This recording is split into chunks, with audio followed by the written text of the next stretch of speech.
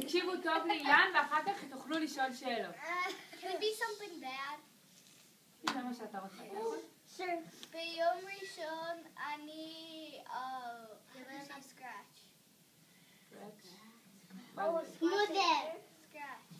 פתחת?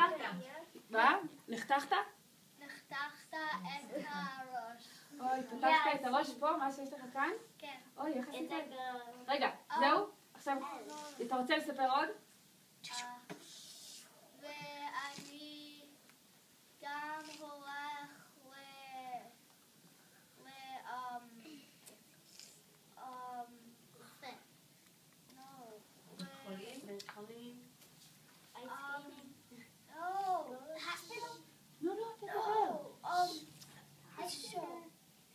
הופעה.